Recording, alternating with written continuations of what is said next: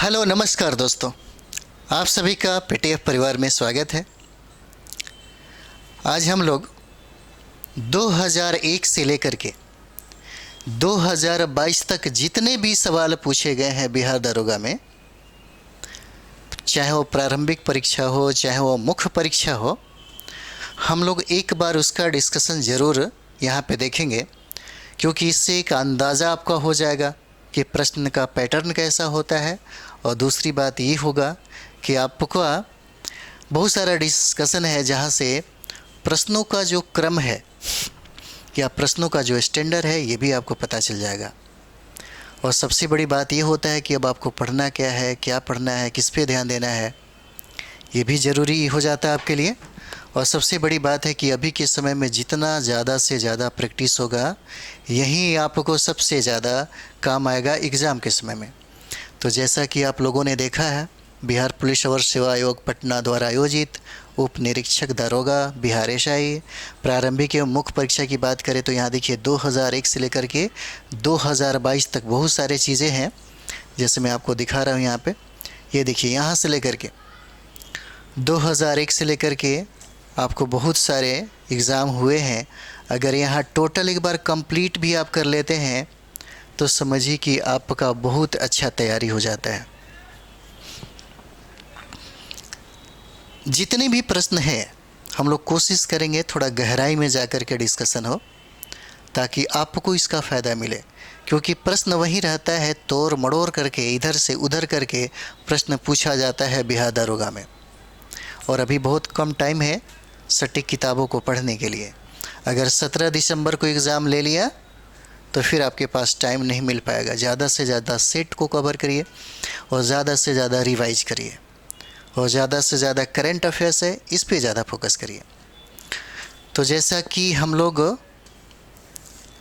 2001 का जो सवाल है,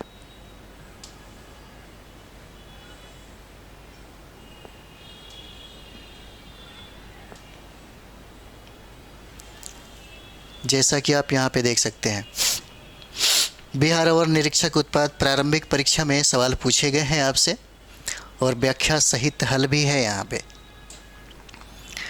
सबसे पहला हम लोग पहला प्रश्न देखते हैं। पहला प्रश्न, अगर यहाँ से डिस्कशन हम लोग बेहतर तरीके से अगर देख लें तो भी दरोगा के एग्ज़ाम में बहुत ही ज़्यादा फ़ायदा होगा। पहला प्रश्न कहता है कि इनमें से किसे भारत का महान वृद्ध पुरुष कहा जाता है। ये बहुत ही नॉर्मल सवाल है और उस समय की बात थी 2001 में जब ये सवाल पूछे गए थे। उस समय जीएस को लेकर के लोग बहुत ही ज़्यादा सीरियस नहीं थे। कम किताबें पढ़िए, रत्न सागर, लुसेंट, तभी आप बना सकते थे। ये सब चीज़ें हैं। अब ऐसे प्रश्न डायरेक्ट फैक्ट नहीं पूछे जाएंगे, थोड़ा सा स्टैंडर्ड तो बढ़ गया है। जैसे आप दरोगा का मुख्य परीक्षा जब देखेंगे तो उसका लेवल बीपीएससी कतई थोड़ा सा कमज़ोर नहीं होता। इनमें से किसे भारत का महान वृद्ध पुरुष कहा जाता है, तो इसका आंसर क्या हो जाता है, बी हो जाएगा। दादा भाई नौरोजी को, दादा भाई नौरोजी को कहा जाता है ना। इसका आंसर क्या हो जाएगा, बी हो जाएगा। The grand old of man of India के नाम से भी इनको जाना जाता है। यह पारसी समुदाय में जन्म लिए थे और इनके बारे में कहा जाता है कि यह सबसे उदारवादी नेता के तौर पे जाने जाते थे। भारतीय राष्ट्रीय कांग्रेस में इन्होंने लगभग 3 बार, अगर बात करें हम लोग तो 3 बार इन्होंने अध्यक्षता किया था।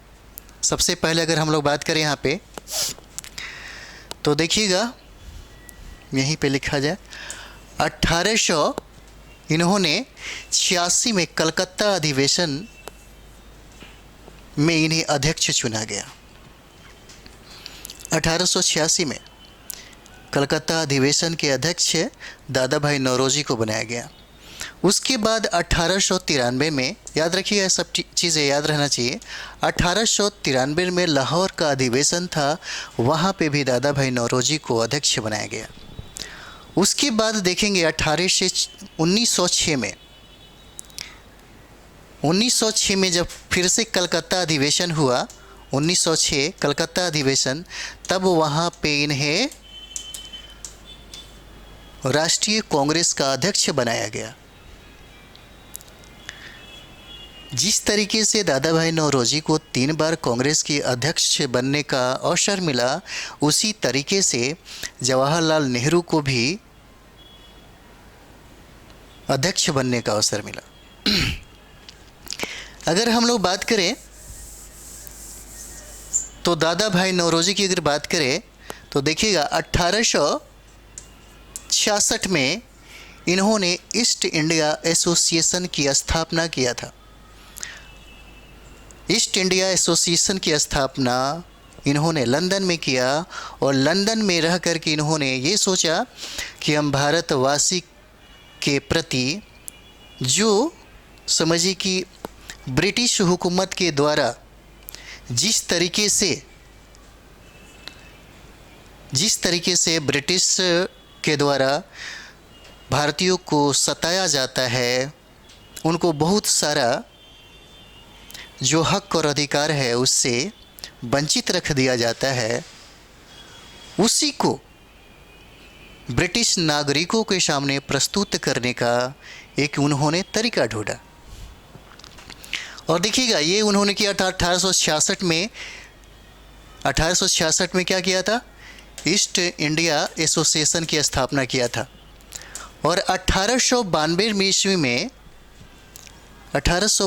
की अगर बात कर दिया जाए तो मजदूर दल जो पार्टी थी वहाँ पे, उसके टिकट के द्वारा ब्रिटिश पार्लियामेंट में दादा भाई नौरोजी को चुना गया। ये भारत के पहले पर्सनालिटी थे, पहले व्यक्ति थे जिनको ब्रिटिश पार्लियामेंट के लिए चुना गया। दादा भाई नौरोजी को आप देखते होंगे कि सबसे ज़्यादा गरम दल के जो नेता हैं, जिनका नाम है बाल गंगाधर तिलक, उग्रवाद को लेकर के बहुत ही ज़्यादा जाने जाते थे। यहाँ तक कि वैलेंटाइन सिरोल ने उनको भारत का अशांति का जनक कह दिया। उनको कभी भी राष्ट्रीय कांग्रेस का अध्यक्ष बनने का अवसर नहीं मिला और उन्होंने अपना जो गुरु बनाया उनका नाम है दादा भाई नौरोजी। दादा भाई नौरोजी बहुत ही उदार व्यक्ति थे।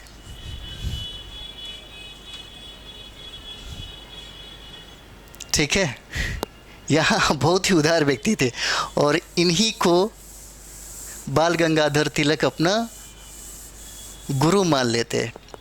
और सबसे बड़ी बात यह है, भारतीय राष्ट्रीय आंदोलन में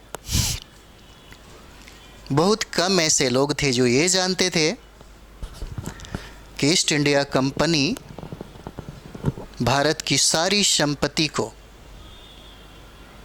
यानी कि इस गंगा के नदियों के तट से टेम्स नदियों के तरफ ले जा कर के वहाँ पे भंडारित कर देती है। और यही वजह था कि दादा भाई नौरोजी ने धन निष्कासन का सिद्धांत दिया।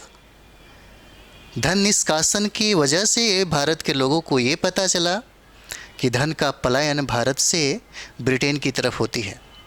और उन्होंने इसकी चर्चा जो बार बार पूछा जाता है, पुस्तक poverty and un British rule in India में उनकी जो प्रसिद्ध किताबें हैं उसमें उन्होंने इसका चर्चा किया। बहुत इम्पोर्टेंट है। अगर हम लोग देखेंगे तो देखिए, poverty and rule in India,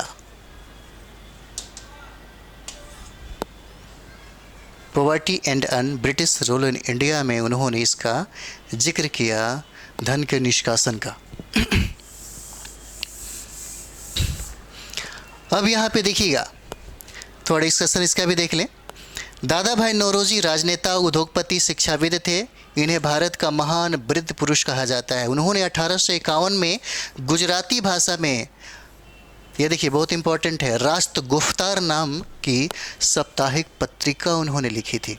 पूछा जाता है बहुत बार, राष्ट्र गुफ्तार जो है किस भाषा में लिखा गया था, तो ये गुजराती भाषा में होता है। साप्ताहिक पत्रिका का प्रकाशन किया। उनकी प्रसिद्ध पुस्तक poverty and un British rule in India है। उन्होंने 1887 में इंग्लैंड में भारतीय सुधार समिति की स्थापना की तथा ब्रिटिश हाउस ऑफ कॉमन्स का चुनाव लड़ने वाले प्रथम क्या थे, भारतीय बने। ठीक है, तो इसका आंसर क्या हो जाता है, दादा भाई नौरोजी हो जाते हैं। अगर हम लोग यहाँ पे अगर गोपाल कृष्ण गोखले की अगर बात करें तो गोपाल कृष्ण गोखले के बारे में आपको पता होगा कि महादेव गोविंद रानाडे के ये शिष्य थे। ये बहुत ही ज़्यादा उदारवाद थे। इन्होंने बहुत ऐसे काम किया जिससे प्रेरित होकर के, जिससे प्रभावित होकर के महात्मा गांधी ने गोपाल कृष्ण गोखले को अपना गुरु स्वीकार कर लिया, गुरु मान लिया। इसलिए कभी कभी आप देखेंगे, कभी कभी प्रश्न पूछा जाता है कि महात्मा गांधी के गुरु कौन थे, तो गोपाल कृष्ण गोखले हो जाएंगे, याद रखिएगा। इन्हें भारत के ग्लैड स्टोन के नाम से जाना जाता है। ये बहुत इंपॉर्टेंट है, ठीक है, ग्लैड स्टोन के नाम से जाना जाता है। और जितने भी नरमपंथी नेता थे, जितने भी नरमपंथी नेता, उन सभी में सबसे ज़्यादा नरमपंथी गोपाल कृष्ण गोखले ही थे, गोपाल कृष्ण गोखले ही थे। 1905 में उन्होंने सर्वेंट ऑफ इंडिया सोसाइटी की स्थापना की, जो बहुत ही महत्वपूर्ण है। 1905 में, याद रखिएगा, 1905 में उन्होंने सर्वेंट ऑफ इंडिया सोसाइटी की स्थापना की। उन्होंने इंडिया सोसाइटी की स्थापना की। ठीक, ये बार बार पूछा जाता है गोपाल कृष्ण गोखले को लेकर के। नेक्स्ट हम लोग बात करते हैं, ये हो जाते हैं आपके सुरेंद्र नाथ बनर्जी। देखिए, सुरेंद्र नाथ बनर्जी की अगर बात किया जाए, थोड़ा सा इसको मिटा लिया जाए क्योंकि बहुत ज़्यादा ओझल हो जाएगा।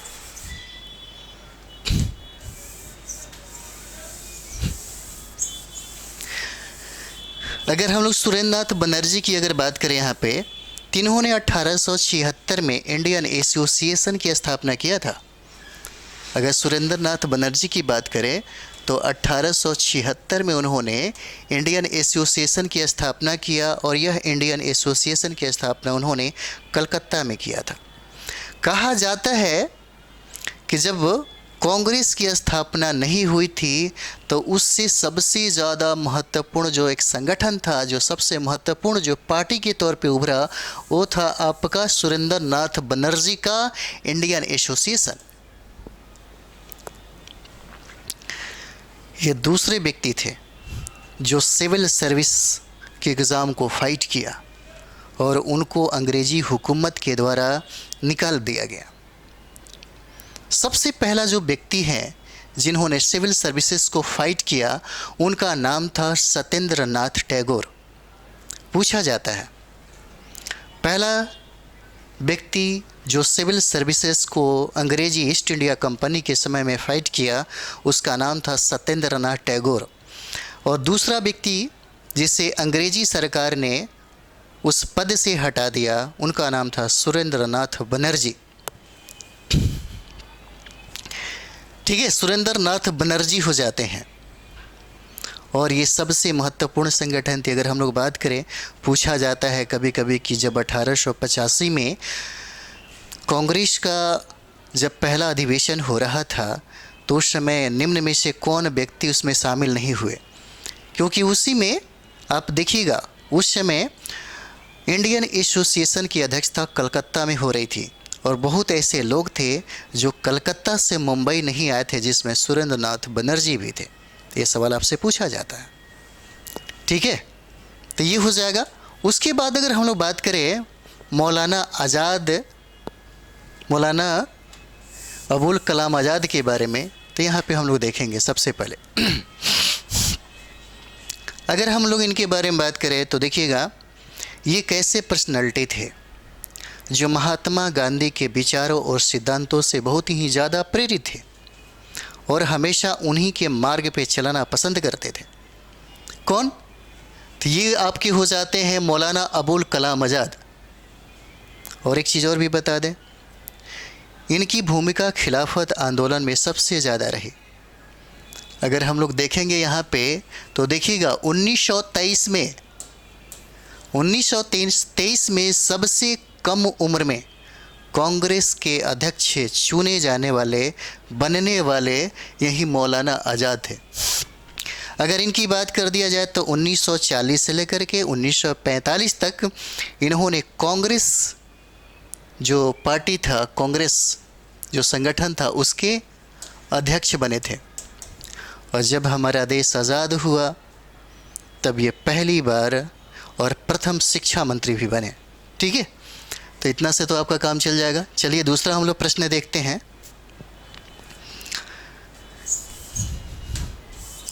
दूसरा प्रश्न देखिएगा।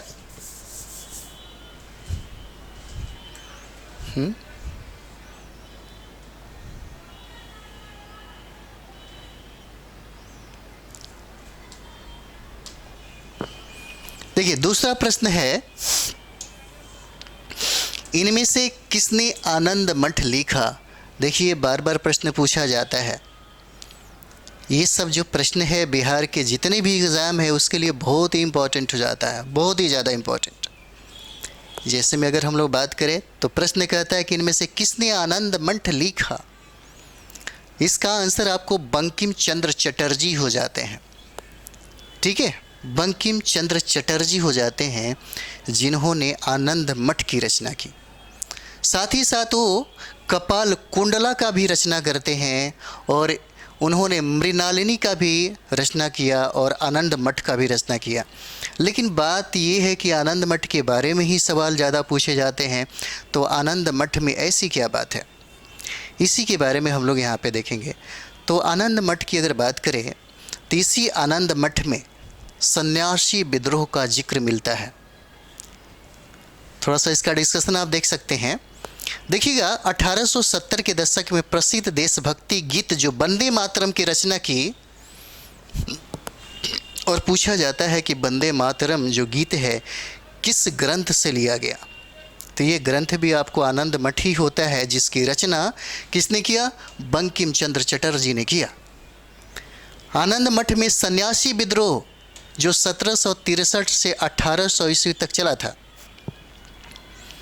सन्यासी विद्रोह जिसको धार्मिक और आर्थिक आंदोलन के नाम से भी हम लोग जानते हैं, उसकी चर्चा भी आपको आनंद मठ के किताबों में मिलती है। और सबसे ज़्यादा प्रसिद्धि इसी से आपको मिलता है, सबसे ज़्यादा प्रसिद्धि मिलती है। और यहीं पे सन्यासियों ने बढ़ चढ़ के अंग्रेज़ों के खिलाफ इस विद्रोह किया था, जिसकी चर्चा आपको बंकिम चंद्र चटर्जी ने अपने किताब जिसका नाम है आनंद मठ में किया था।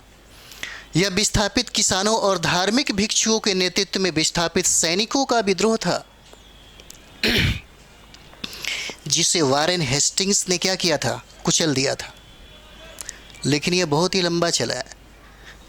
अगर देखेंगे हम लोग तो 1763 से लेकर के 1800 तक चला, और इसमें सन्यासी इस तरीके से कूद पड़े कि किसानों के साथ इनकी जब ताकत सामने प्रकट होने लगी तो इनका जो विद्रोह की बात करें तो बहुत ही व्यापक होते जा रहा था। इसी व्यापकता को कुचलने के लिए वारेन हेस्टिंग ने अपनी पूरी ताकत लगा दी, और इस तरीके से यह जो सन्यासी विद्रोह था वो ख़त्म हो गया। देखिएगा कहा जाता है कि इनकी प्रमुख जो पुस्तक है बंकिम चंद्र चटर्जी का आनंद मठ से बार बार प्रश्न पूछा जाता है। एक और किताबें हैं जिसका नाम है कपाल कुंडला, और दूसरा नाम है मृणालिनी, और तीसरा जो आनंद मठ के बारे में आप लोगों ने पढ़ा, इसका चर्चा किया जाता है। आप मुंशी प्रेमचंद्र के बारे में भी आप जानते होंगे। जब आप यूपीएससी या किसी भी स्टेट लेवल का जब आप मेंस में साहित्य पढ़ते हैं तो उसमें मुंशी प्रेमचंद्र का भी पढ़ना पड़ता है। बहुत ही ज़्यादा पढ़े लिखे नहीं थे, लेकिन उन्होंने गोदान लिखा, बहुत ऐसे ग्रंथ हैं, कर्मभूमि, रंगभूमि, ऐसे बहुत सारा उन्होंने उपन्यास लिखा जिस पे आज भी लोग पीएचडी करते हैं। चलिए हम लोग आगे बढ़ जाते हैं। तीसरा प्रश्न हम लोग देखते हैं यहाँ पे, भारतीय स्वतंत्रता आंदोलन के इतिहास में उग्रपंथी, जिसे गरम दल, और नरमपंथी ठंडे दल से अलग कब हुआ? तो इसका आंसर हो जाता है 1907 में हो जाता है। देखिए 1907 में, 7 के पहले अगर देखा जाए तो अगर आप देखिएगा तो 1905 में बंगाल का विभाजन हो जाता है। बंगाल के विभाजन के बाद जो नरमपंथी होते हैं वो थोड़ा सा नरम पड़ जाते हैं, और वहाँ से प्रारंभ एक दौर देखते हैं गरम दलों का, जो वो कुछ और चाहते हैं और नरम दल वाले कुछ और चाहते हैं। हालांकि यहाँ पे सबसे ज़्यादा सक्रियता की अगर बात हम लोग करेंगे तो देखिएगा, जिसको लाल बाल पाल के भी नाम से हम लोग जानते हैं। हालांकि अगर यहाँ पे हम लोग बात करें तो देखिएगा, भारतीय राष्ट्रीय आंदोलन के इतिहास में सिर्फ अध्यक्ष बनने को लेकर के ही ये लड़ाई हो जाती है दोनों दलों के बीच में। नरमपंथी चाहते हैं कि हम राष्ट्र बिहारी बोस को बनाएंगे, और गरमपंथी चाहते हैं कि हम लाला लाजपत राय को बनाएंगे। दोनों के बीच में विभेद हो जाता है।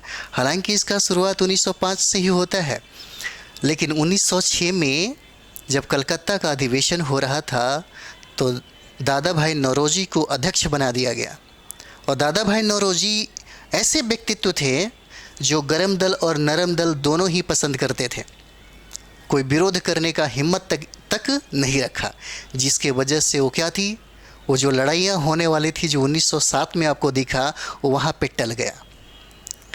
लेकिन ज़्यादा दिनों तक टला नहीं, यह चीज़ें आपको 1907 में आया, और 1907 में सूरत अधिवेशन के तौर पे हम लोग यहाँ पे देखते हैं। सूरत अधिवेशन में 1907 में क्या हुआ, इसका विभाजन हो गया। सूरत के बारे में अक्सर आपसे पूछा जाएगा कि सूरत अधिवेशन किस नदी के तट पे हुआ था। याद रखिए, यह ताप्ती नदी के तट पे हुआ था। अगर हम लोग सूरत की बात करें तो सूरत का प्राचीन नाम सूरजपुर होता है।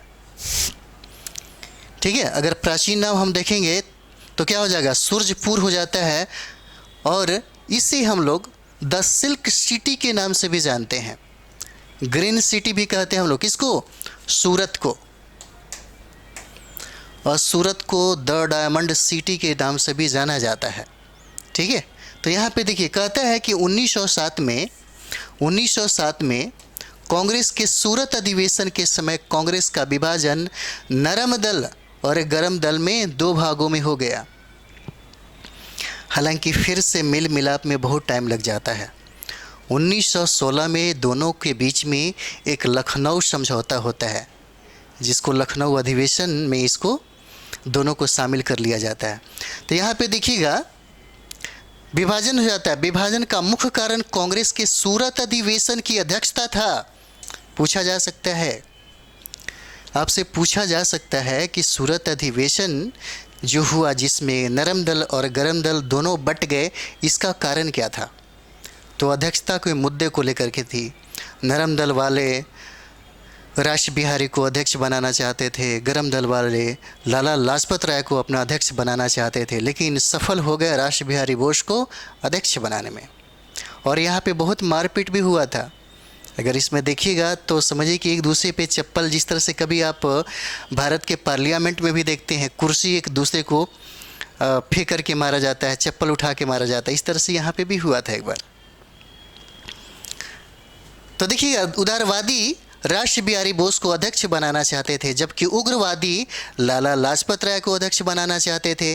अतः उदारवादी नेता राष्ट्र बिहारी बोस को अध्यक्ष बनाया गया और कांग्रेस का विभाजन क्या हुआ, यहीं पे कांग्रेस का विभाजन हो गया। इस तरीके से कांग्रेस 2 भागों में बट गई, नरम दल अलग हो गई और कांग्रेस और एक उदारवादी जो दल था, गरम दल जो था, वो अलग होकर के काम करने लगे। अगला हम लोग देखते हैं, अगला सवाल देखा जाए।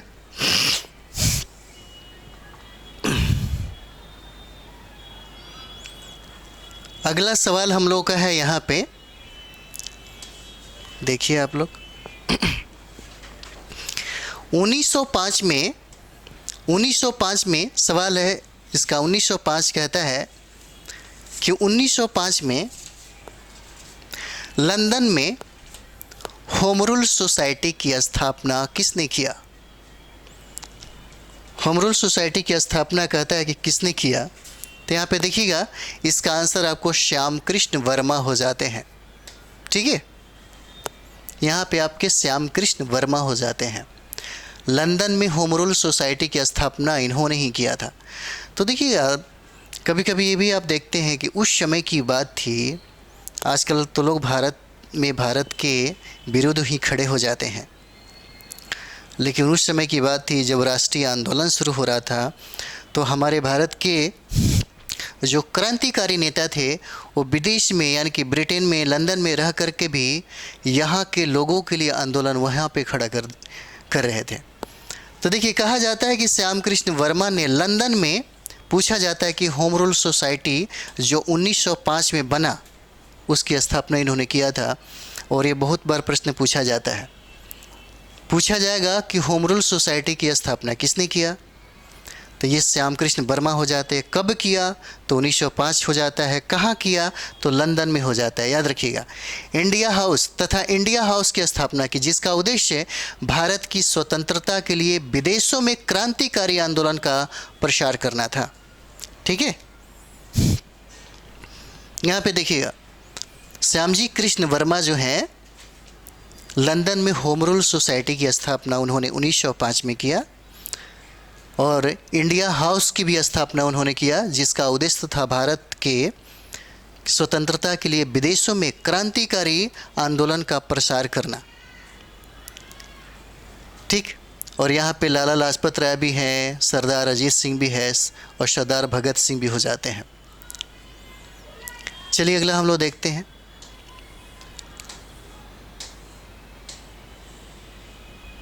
यहाँ पे देखिए अगस्त 1942 में अखिल भारतीय कांग्रेस पार्टी की मीटिंग में बम्बई में कौन सा प्रस्ताव पारित किया गया? सवाल कहता है कि कौन सा प्रस्ताव पारित किया गया, तो ये आपका भारत छोड़ो आंदोलन हो जाता है। आंसर क्या हो जाएगा? डी हो जाता है, भारत छोड़ो आंदोलन।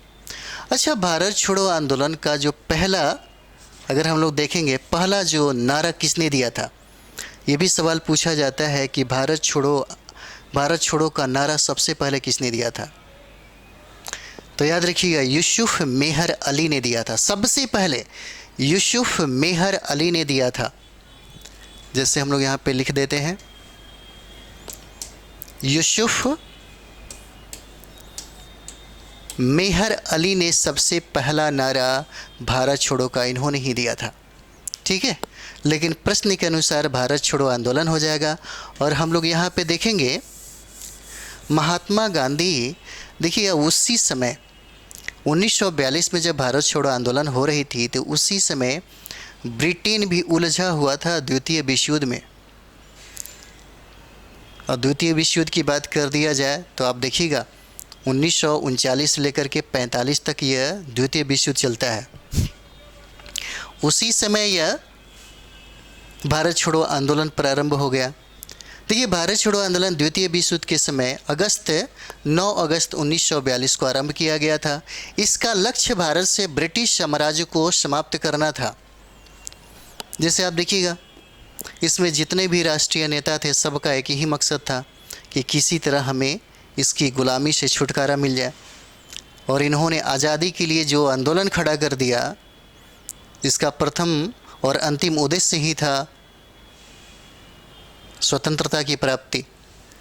और इन लोगों ने, अगर इन लोगों की बात कर दिया जाए तो देखिएगा 8 अगस्त इसे मिलेगा आपको, जिसके लिए 8 अगस्त 1942 को बम्बई के, पूछा जाता है कहाँ पे हुआ था, तो बम्बई के ग्वालियर टैंक मैदान में अबुल कलाम आज़ाद की अध्यक्षता में कांग्रेस के अधिवेशन में भारत छोड़ो आंदोलन का जो प्रस्ताव था पारित कर दिया गया। ये 8 अगस्त 1942 को। और जैसे ही इसका खबर, इसका भनक ब्रिटिश हुकूमत को लगी, 9 अगस्त के सुबह ही सभी जितने भी राष्ट्रीय नेता थे सबको मतलब समझिए कि पकड़ करके जेल में बंद कर दिया गया। जहाँ भी ये आंदोलन सक्रिय रूप धारण करने की संभावना व्यक्त किया जा रहा था, वहाँ पे सारे नेताओं को ही समझिए कि नज़रबंद भी कर दिया गया। और यहीं पे देखिए, कांग्रेस के अधिवेशन में भारत छोड़ो आंदोलन प्रस्ताव को पारित किया गया। यह आंदोलन महात्मा गांधी द्वारा चलाया गया अखिल भारतीय आंदोलन था, जिसमें उन्होंने करो या मरो का नारा दिया। देखिए, महात्मा गांधी की अगर सफ़र आप देखेंगे तो शुरुआत क्या था, फिर बीच में उन्होंने कैसा आंदोलन खड़ा किया, और अंतिम अगर देखा जाए तो अंतिम में वो बोलते हैं कि हम किसी भी चीज़ से समझौता नहीं करेंगे, चाहे वो कुछ भी हो जाए, हमें किसी भी हालत में और किसी भी तरीके से हमें देश की आज़ादी हमको चाहिए तो चाहिए, चाहे उसके लिए हमको करो या मरो का ये नारा दिया, या तो हम उसके लिए जिएंगे नहीं तो मारे जाएंगे। यहाँ पे आप देखेंगे भारत छोड़ो आंदोलन के समय में जो ज़्यादातर प्रश्न पूछे जाते हैं वो हो जाता है आज़ाद दस्ता को लेकर के, जो बिहार में प्रश्न पूछे जाते हैं, और उसमें जयप्रकाश नारायण की भूमिका सबसे ज़्यादा मानी जाती है। और यहाँ से जो सवाल आपसे पूछे जाएंगे वो सबसे ज़्यादा ये रहेगा कि यह जो प्रस्ताव था कहाँ पे पारित किया गया। तो याद रखिए, ये बम्बई के ग्वालियर टैंक मैदान में इसको अगस्त प्रस्ताव को पारित कराया गया, जिसकी कांग्रेस की अध्यक्षता की अगर बात करें तो वहीं अबुल कलाम आज़ाद हो जाते हैं, उन्हीं की अध्यक्षता में कांग्रेस अधिवेशन हुआ था जहां पे भारत छोड़ो आंदोलन का प्रस्ताव पारित किया गया। और वहीं पे उसी भाषण में महात्मा गांधी ने करो और मरो का नारा भी दिया था, इसलिए बहुत इम्पोर्टेंट हो जाता है। अगला हम लोग देखेंगे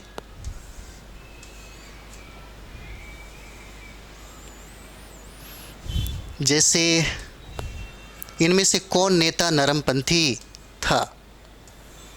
ठीक है, देखिए पूछता है कि इनमें से कौन नेता नरमपंथी था। तो नरमपंथी नेताओं में कुछ लोगों का ही नाम गिना जाता है, जैसे दादा भाई नौरोजी हो गए, सुरेंद्र नाथ बनर्जी हो जाते हैं, फिरोज शाह मेहता हो जाते हैं, कुतुबुद्दीन तैलब हो जाते हैं।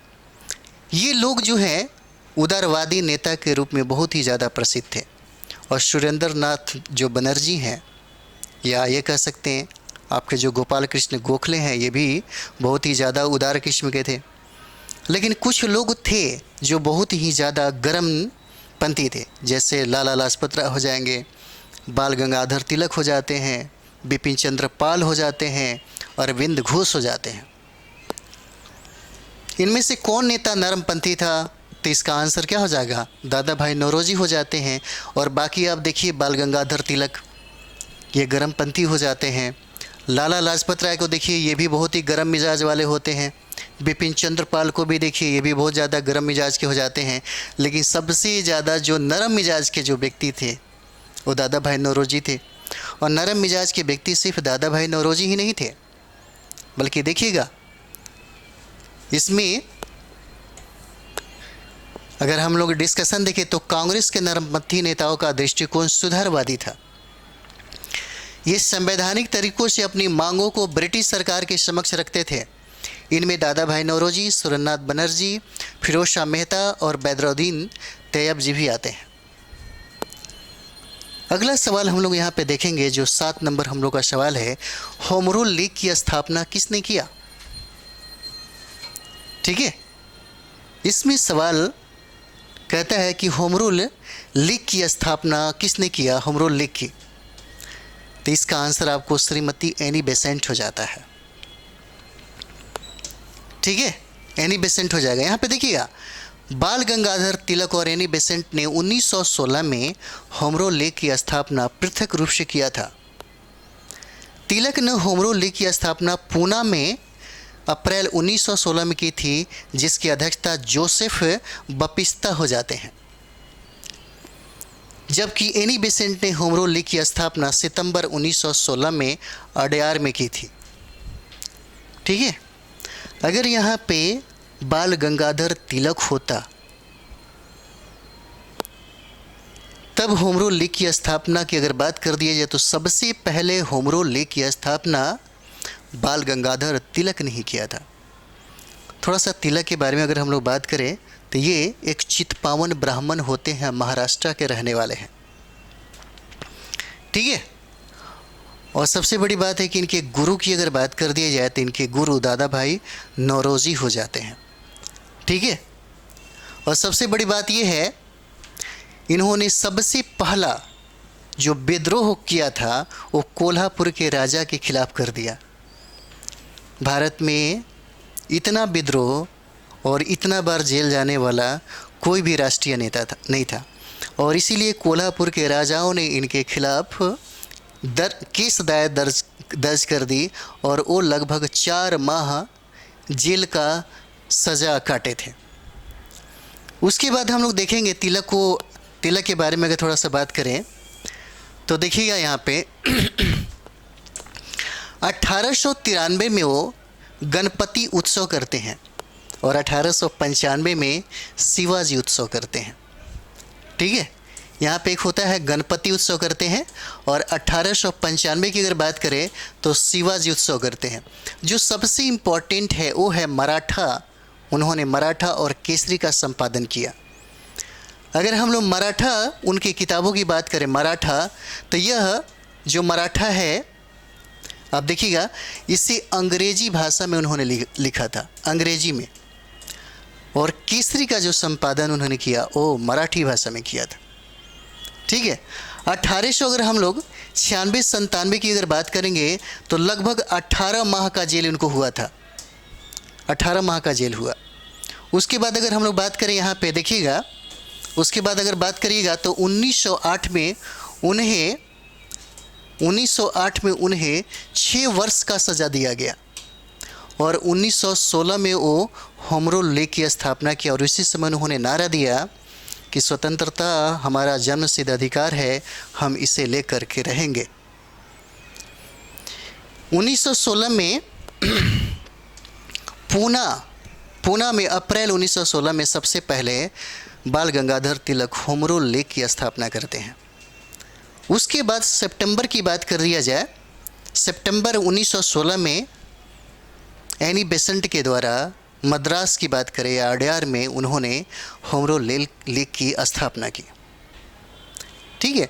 हालांकि अगर देखिएगा, अगर हम लोग बाल गंगाधर तिलक की बात करें तो 1918 में उन्हें अध्यक्ष बनने का प्रस्ताव मिला था, लेकिन उसी समय विसेंट जो सिरोल थे बाल गंगाधर तिलक को भारत के अशांति का जनक कह दिया, जिसके ऊपर मानहानि का मुकदमा चल रही थी लंदन में। उस समय उनको वहाँ जाना पड़ा, ठीक है। तो ये हो जाता आपका आंसर, यहाँ पे हो जाएगा एनी बेसेंट हो जाएगा। होम रूल लीग की स्थापना किसने किया, तो एनी बेसेंट हो जाता है, ठीक है। अगला सवाल हम लोग देखेंगे,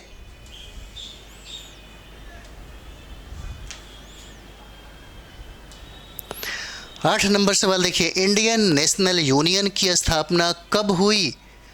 फैक्ट भी याद रखिएगा, फैक्ट बहुत ज़रूरी है, डायरेक्ट फैक्ट पूछा जाता है। जो डेट है आपके पास वो इम्पॉर्टेंट है, बहुत ज़रूरी है। और याद रखिएगा, जिन लोगों का सबसे ज़्यादा रिवीजन होता है वही फाइट करते हैं।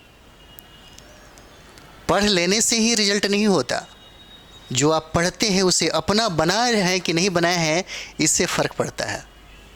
बहुत ऐसे लड़के हैं पढ़ते बहुत ज़्यादा हैं बट रिजल्ट नहीं होता। कुछ ऐसे स्टूडेंट होते हैं कम पढ़ते हैं लेकिन रिजल्ट आता है। इसके पीछे के कुछ कारण होते हैं, जैसे वो समझ के पढ़ रहे होंगे, बार बार रिवीजन कर रहे होंगे।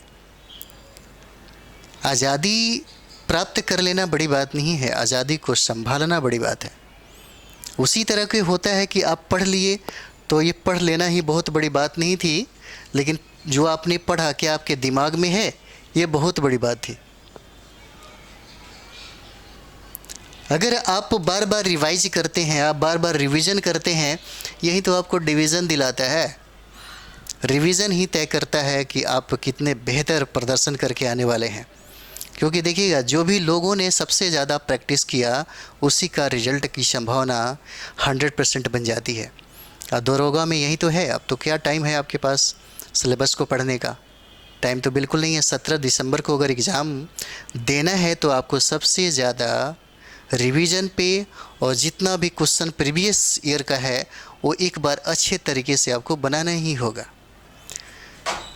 तो 8 नंबर सवाल हम लोग देखेंगे, इंडियन नेशनल यूनियन की स्थापना कब हुई थी? इसका आंसर हो जाएगा 1884 में होता है।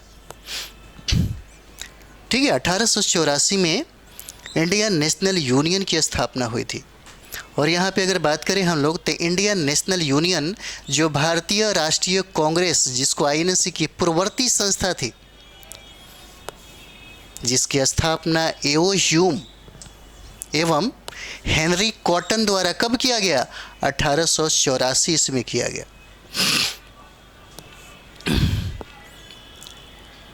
एओ ह्यूम के द्वारा और हेनरी कॉटन के द्वारा 1884 में किया गया। याद रखिए, बहुत इंपॉर्टेंट है ये आपके लिए। और यही बाद में चल कर के भारतीय राष्ट्रीय कांग्रेस का एक रूप धारण कर लेती है। और भारतीय राष्ट्रीय कांग्रेस की स्थापना की अगर बात कर दिया जाए तो इसमें भूमिका सबसे ज़्यादा एओ ह्यूम का ही होता है। एओ ह्यूम के बारे में ये कहा जाता है कि यह एक रिटायर सिविल सर्विस से रिटायर हुए थे और अंग्रेजी सरकार में ये नियुक्त थे। एओ ह्यूम को कांग्रेस का जनक भी कहा जाता है। और हालांकि अगर बात किया जाए तो देखिएगा, 1885 से लेकर के 1907 तक भारतीय राष्ट्रीय जो कांग्रेस थी, इसके महानिदेशक एक छत्र एओ ह्यूम ही बने रह गए। नेक्स्ट हम लोग देखेंगे यहाँ पे, पूर्ण स्वराज्य की घोषणा के बाद प्रथम स्वतंत्रता दिवस कब मनाया गया? ठीक है, कहता है कि पूर्ण स्वराज्य की घोषणा के बाद प्रथम स्वतंत्रता दिवस कब मनाया गया? तो याद रखिए, ये हो जाता है आपको 26 जनवरी 1930 को हो जाता है। 26 जनवरी 1930 को हो जाता है। इसके डिस्कशन में थोड़ा सा हम लोग देखेंगे। तो देखिए, भारतीय राष्ट्रीय कांग्रेस ने घोषणा 31 दिसंबर 1929 में हुए लाहौर अधिवेशन में कर दी थी। ठीक है, और लाहौर अधिवेशन की बात करें तो लाहौर रावी नदी के तट पे है। कभी कभी सवाल आपसे पूछा जाता है कि लाहौर अधिवेशन किस नदी के तट पे हुआ? तो रावी नदी के तट पे है। और रावी की अगर बात कर दिया जाए तो यह सिंधु की सहायक नदियां हैं। जैसे आप देखते हैं, झेलम हो जाता है, चिनाब हो जाता है, रावी हो जाता है, सतलज ब्यास हो जाता है। और यही रावी नदी के तट पे ही यह लाहौर है। और लाहौर अधिवेशन हुआ 1929 में हुआ।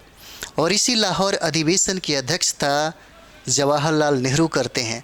और इसी जवाहरलाल नेहरू ने इसी अध्यक्षता में पूर्ण स्वराज की मांग की थी। ठीक है, ये देखिए, इस अधिवेशन में पूर्ण स्वराज की घोषणा की गई थी। 26 जनवरी 1930 को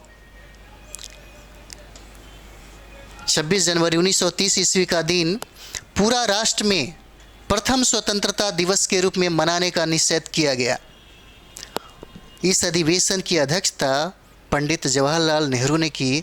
और ये प्रश्न बहुत बार पूछा जाता है। ठीक है, ये प्रश्न बहुत बार पूछा जाता है। ये आधी रात को झंडा फहराया गया था। जो भारत का झंडा था वो आधी रात को फहराया गया था। और जब हमारा देश आज़ाद हुआ तो यहाँ पे देखिएगा, 26 जो जनवरी है हमारे भारत के राष्ट्रीय नेताओं ने चुना। और बार बार प्रश्न पूछा जाता है। ये मॉडर्न इंडिया में सबसे इम्पोर्टेंट सवाल होता है कि पूर्ण स्वराज की घोषणा के बाद, या ये पूछ सकता है कि पूर्ण स्वराज की घोषणा किस अधिवेशन में हुआ था? तो पूर्ण स्वराज की जो घोषणा हुई थी वो हुआ था लाहौर अधिवेशन में। और ये भी प्रश्न पूछा जाता है कि लाहौर अधिवेशन की अध्यक्षता किसने किया था? तो ये आपके जवाहरलाल नेहरू हो जाते हैं। ये भी प्रश्न पूछा जाता है कि लाहौर अधिवेशन किस नदी के किनारे हुआ? तो ये रावी नदी का तट हो जाता है।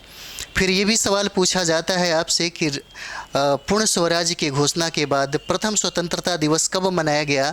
तो 26 जनवरी 1930 हो जाता है, 26 जनवरी 1930 हो जाता है, इसे याद रखिएगा।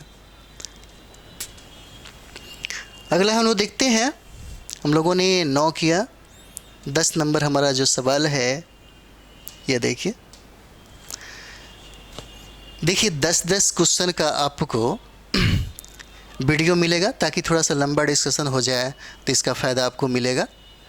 और टोटल का टोटल जितना भी सीरीज़ है आप ज़रूर देखिएगा, बहुत ही फ़ायदा होगा आपको, बहुत ही ज़्यादा। यानी कि समझिए कि जितने भी अधिकतर हम लोग कम से कम 2001 से लेकर के 2022 तक अगर हम लोग डिस्कशन देख ले तो लगभग 60% 50% प्रश्न जो है आपको यहीं से आ जाएगा, क्योंकि हम कोशिश करेंगे आपको सारे सब्जेक्ट में जो भी है आपके सिलेबस में वहीं से सवाल पूछे गए हैं। 100 सवाल है और ज़्यादा से ज़्यादा डिस्कशन आपको मिले ताकि इसका फ़ायदा आपको एग्ज़ाम में मिलेगा। भारत में प्रथम अंतरिम सरकार की स्थापना कब की गई? सवाल पूछता है कि भारत में अंतरिम सरकार की स्थापना कब की गई, तो इसका आंसर देखिए 2 सितंबर 1946 हो जाता है। क्या हो जाएगा?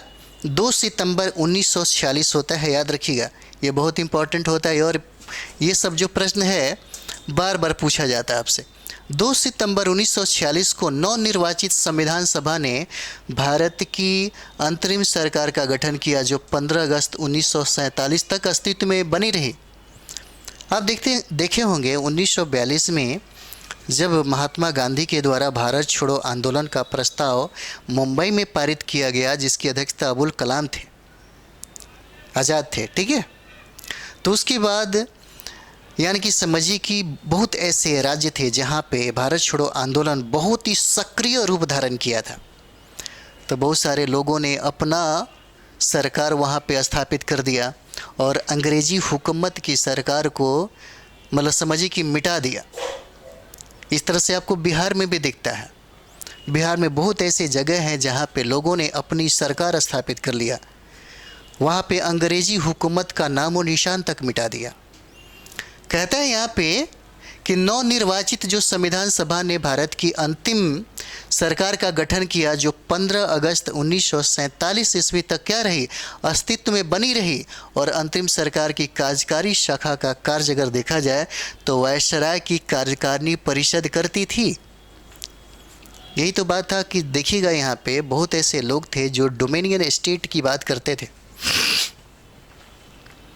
जैसे आप बाल गंगाधर तिलक की बात करेंगे, हमें जैसे होम रूल की स्थापना जब उन्होंने 1916 में किया था तो उन्होंने ये कहा था, उन्होंने एक नारा दिया था और उनका उद्देश्य था कि कम से कम वहाँ पे डोमिनियन स्टेट की प्राप्ति हो जाए। लेकिन धीरे धीरे आप देखिएगा आगे चल के लोगों के विचारों में बदलाव आता है और एक समय ऐसा आया कि महात्मा गांधी उन्होंने किसी भी चीज़ को यानी कि अंग्रेजियत हुकूमत का कुछ भी चीज़ मानने से इनकार कर दिया और उनका अंतिम उद्देश्य और अंतिम लक्ष्य हो गया पूर्ण स्वराज, यानी कि भारत की स्वतंत्रता।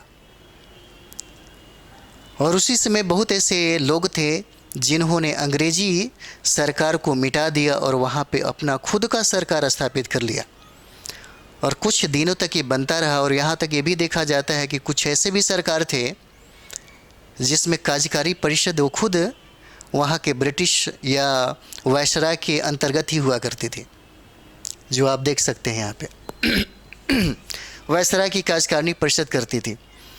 तो हम 10-10 आपको करा देते हैं ताकि थोड़ा बेहतर तरीके से हो जाए। चलिए हम लोग नेक्स्ट वीडियो मिलते हैं।